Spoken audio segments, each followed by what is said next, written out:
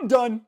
I'm just done. I'm done. Let me explain what I'm talking about. Last night I was trying to watch Invincible. It's this animated superhero show that's on Prime. Now I pay about $140 a year for Amazon Prime. So can somebody please explain to me why a show that has a 50-minute runtime on a platform I already pay for has 6 separate ad breaks that are each a minute and a half long at the minimum? This was the whole reason we all got rid of cable. I dusted off the peg leg last night and headed back to the high seas. I am not about to spend 1/6 of an hour watching a bunch of crappy advertisements on something I already pay for. Also, Amazon, what exactly am I paying you for right now? Because y'all got rid of 2-day delivery, you have crappy ripoffs and dropshippers all over the site, your music platform is trash, and your video streaming service has ads all over it. And 80% of the time, if I want to watch something, I need to go subscribe to a different streaming service anyways. It's one thing if the platform is free, right? Like everyone always complains about YouTube ads, which I will admit are starting to get out of hand.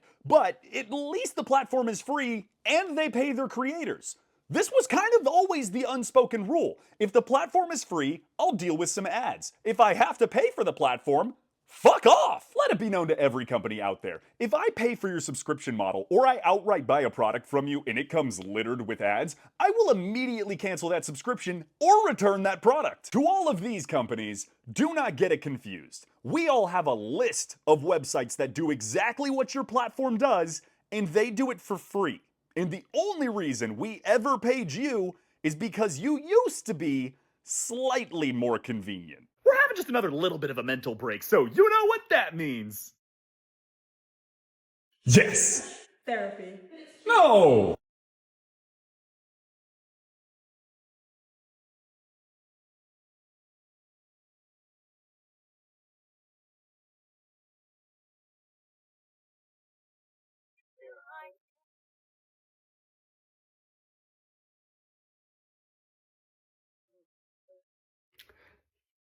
You know, I'm just now realizing I could probably use some more healthy coping mechanisms.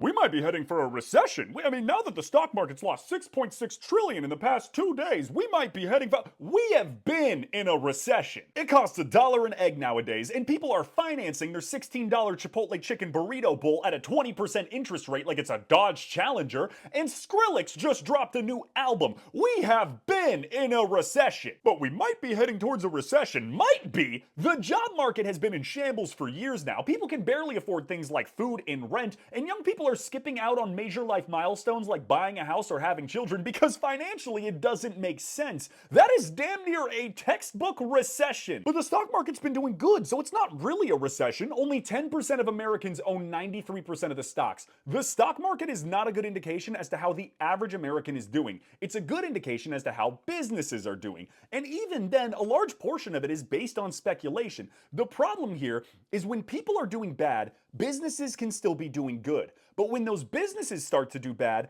the rest of us start to do terrible. We might be headed for a recession. 1 in 3 young adults currently live at home with their parents. That's a higher number than during the Great Depression. So let me tell you something that none of the talking heads on TV have the balls to say. We're in a recession.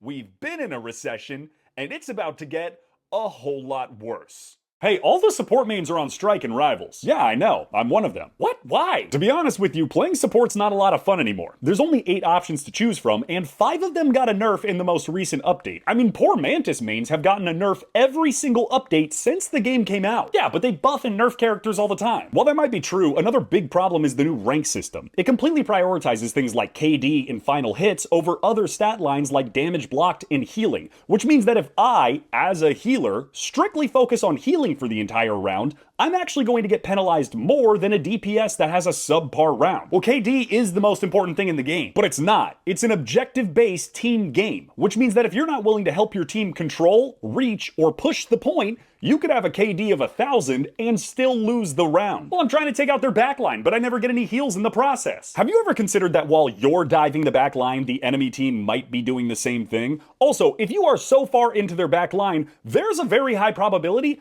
I can't see you. So of course I'm going to prioritize pocket healing the Groot or the Thor that are actually on the point, rather than the wildly out of position Punisher who keeps picking a 1v5 fight. Because I can't heal stupid. Well, that's a little toxic. What's really toxic is constantly getting screamed at for heals by someone that can't hit their shots, only to then be told that support is so easy, how could you be so bad? So I'm done. I'm gonna go have some fun for a bit. If support is really that easy, all of you should have absolutely no problem picking it up for a bit to help your team. But I only know how to play Moon Knight! Alright guys, so I'm gonna lock in Cloak and Dagger, and after that I'm thinking we basically just need one more healer and then like maybe a tank or two. So if you guys could just auto-lock Punisher, auto-lock Hela, auto-lock Moon Knight, auto-lock Hawkeye.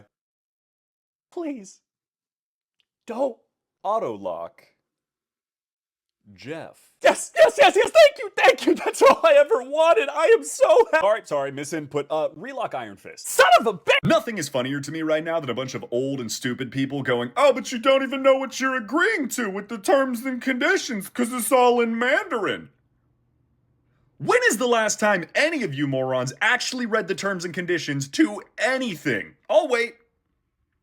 Look, do not tell me that just because it's in a different language, that's what's stopping you from reading 64 pages of legal documentation. I would bet my third toe to the left that you haven't read the terms and conditions to anything, even if it was in English, in the past decade. Heck, I'd even bet my third toe to the right that half of you crane-eating oxygen thieves can't even read. And look, I'll even be honest, I haven't been doing it either because who in the world has time for that? But do not tell me that that's your best argument. I cannot believe that the same people who lick the grundle of Fox News are now telling me that I need to read. I mean, talk about turning the tables. But it's Chinese, yeah? So are 3 of my favorite foods and 2 of my favorite actors. Look, and as far as security data goes, I don't trust the Chinese. No one does. But we sure as hell also don't trust an American. Follow your boy. Links in the bio. Well, I don't even want a child. I don't even know what I'd do. I'd put it to work. Probably in the mines. The children yearn for the mines. If I had a corn dog, how would I eat it? Probably deep throat it, pea shreddy. Who is this? Who in chat? Show yourself. Expose yourself. No, wait. No. I've never had so much liquid inside me. So y'all can get ready to absolutely destroy my stomach. That sounded... Play with each other. You can play with each other. You can play with yourself. I'm gonna rephrase that. Oh my God. Satan, what? Satan... in my mouth. Do I need to repeat myself? Big Daddy Devil Boy just gave me a shot to the uvula. That's what it feels like right now. Breaking news. It turns out that Luigi Mangione cannot be the adjuster. He actually has an alibi. He was squatted up with me and the boys on OG Fortnite a couple nights ago, so I don't even think he could have been in New York, you know? In all seriousness, the situation just got way crazier. Like, first of all, if the rumors are to be true, of course it was some old head that decided to turn him in. I think we all knew that if he was going to get caught, it wasn't going to be because of someone under the age of 40. Like, what's one more thing the older generations could ruin for us, right? And here's the deal. There is a 99.9% chance that it is Luigi. He was caught with the ghost gun, a silencer, multiple fake IDs, including the one that was used at the hostel, a manifesto, he just turned 26, and he's got a pretty serious history of medical issues and back pain. Although I would argue the back pain comes from carrying this entire country for the past couple of days. But some of this is a little weird, so bear with me because I'm gonna put the conspiracy cap on. Luigi is a smart dude. He was valedictorian of his prep school, he went to UPenn, and if it is him, he orchestrated one of the most elaborate pew-pewings that the US has ever seen. But you're also telling me that somehow this dude wasn't smart enough to do the #1 thing that every true crime podcast, TV show, documentary, book, or movie tells you to do, which is get rid of the evidence. Burn it, throw it in a wood chipper, tie it to a cinder block, and chuck it in the ocean. You were smart enough to get rid of the jacket, but dumb enough to keep all of the evidence that could actually incriminate you? That almost seems too convenient. And conspiracy cap back off. Like I said, there is a 99.9% chance that it is probably the gorgeous Guido. So at this point, I only have one question left. Who's got the GoFundMe link for his bail money? Anyone got any ideas for a kids' TV show? I've got one. All right, what do you got for us today? Okay, so I'm thinking that we call it Courage the Cowardly Dog. Little bit of wordplay for you right there, all right? Okay, yeah, I mean, it sounds pretty good, but what's it about? Yeah, so I'm thinking that the main premise of the show should be like trauma. Trauma. Like cleverly disguised trauma and teaching kids how to overcome it? No, no. Okay, maybe trauma was the wrong word. Maybe the right word is nightmares. Nightmares. Nightmares, like bad dream nightmares. Yes, I want to give children nightmares. You want to give children nightmares? What are you talking about? Yeah, just like horrific imagery that will stick in their impressionable little minds for the rest of their lives. Why would you ever want to do that? I mean, what is the point here? I mean, my ultimate goal is to send an entire generation to therapy for my artwork. That's just disgusting. I mean, it's just wrong. It's the best idea we've had in months. How does Four Seasons sound? And remember, kids, you can't believe everything that you see on the internet. Oh my god, hey, look at this video. It's Michelle Obama eating a baby. What? Hi, I'm Michelle Obama, and I'm gonna eat this baby. This is very clearly AI. It is wildly important to me that you know that this is fake, right? No, it's real. There's 3 of them. 3 videos. No, 3 Michelle Obamas. Look, you skip forward a little bit, and they really start going after it. I'm Michelle Obama, and I'm Michelle Obama. We're all Michelle Obama, and we're all gonna eat this baby. Oh my god. You people run our country. That poor little feller never stood a chance. Hey there, this is your friendly reminder that the TikTok ban is still happening. In like a little more than a week. Apparently Oracle is trying to buy it, but then there's talk about how that alone violates the law. And then a bunch of senators are trying to urge Trump to give ByteDance, the parent company, a little more time to sell, but nothing is confirmed. Obligatory if you like my content, please follow me on all the other platforms. All the links are up in the bio, but I want to focus on the big question. What's next? I know a bunch of people are like, oh, well, Trump's gonna save it again. But if we're gonna be completely honest, I'm not putting a lot of stock in the guy who determines who he wants to tariff based on how he felt about breakfast this morning. And, let's not forget, was the initiator of the ban in the first place. And if you remember only 3 short months ago, all of us were like, oh no, where should we go? Where should we go? And then 2 days before the ban, we all took a trip to China. So are we just gonna call it if the platform goes under? I mean, look, I wrote my senators. I made like a dozen videos talking about this. I just don't know what to do at this point other than hope and pray. So if anyone out there has any new or fresh ideas, now's the time. Please let us all know. We are once again 30 seconds to midnight without a plan, and no one's even talking about it.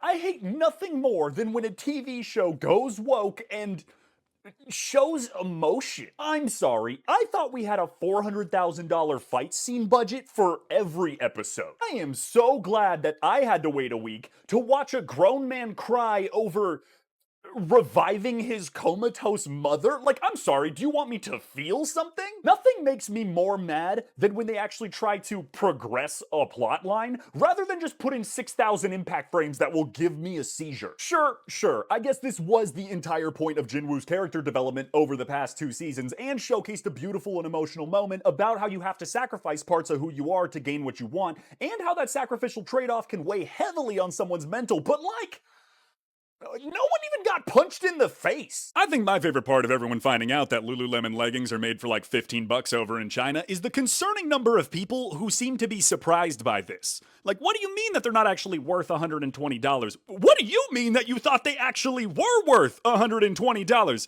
Baby, you are paying for a brand name, and that is it. I cannot believe that a Birkin bag only costs $1,600 in raw material. I can't believe that you thought this ugly-ass leather monstrosity is worth the same as a down payment on a house. Well, they're supposed to be hand-stitched in France. I don't care if it was hand-stitched by the ghost of Alexander McQueen. It's not made out of adamantium. It's a purse. There is literally no universe in which the production cycle of a handbag is justifiably worth $10K more than the entire production cycle of a brand new 2025 Honda Accord. Are you out of your damn mind? It's nothing more than a stupid luxury name that they use to justify jacking the prices. Are you telling me that genuinely some of you just learned that companies use cheap offshored labor and materials to bring down the cost of manufacturing so that they can increase their profits? Because that's been happening since the 1970s and is literally Econ 101. Well, I'm done buying from these companies if they're just gonna rip me off. Rock on, heck yeah, go you. Go straight to the manufacturer, direct to consumer. I like it. I mean, this is, it's been a thing for a while now, and it's a little concerning that so many people are just now figuring this out, but I'm not gonna hate on anybody who's trying to make a change out here. Just remember that when you go to buy something, specifically a consumer good or a luxury good, 80% of that price tag is based on the name attached to it.